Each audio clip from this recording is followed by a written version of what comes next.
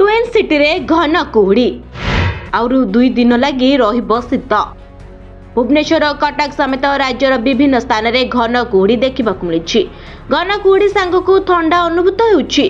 कुहुड़ी जोगु 20 मिनिटर दूर जाए किछि भी देखा जाउनी। यातायात रे बाधा प्राप्त होउछि। 2 दिन पर बढ़िबो तापमात्रा, कमिबो शीत।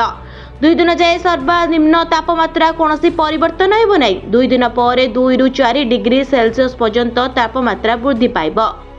तेज शीतर प्रकोप ह्रास पाइब बोली पूर्वानुमान करिछि आंचलिक पाणीपाग विज्ञान केन्द्र।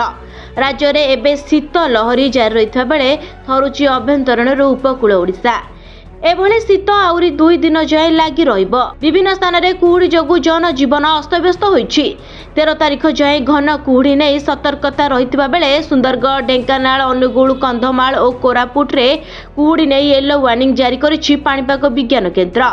यासह आसंता 24 घंटे रे झारसुगुड़ा, केउंझर, खोर्धा, कटक, जगतसिंहपुर, केन्द्रापड़ा और कलाहांडी रे हालुकारू मध्यम धरणर कुहुड़ी नहीं सतर्कता जारी करा जायछि। सेहिपरि आसंता काली कोरापुट, कंधमाल, अनुगुल, ढेंकानाल, संबलपुर और सुंदरगढ़ रे घन कुहुड़ी दृश्य को नहीं येलो वार्निंग जारी करिछि पाणीपाग विभाग। ब्यूरो रिपोर्ट, न्यूज दुनिया।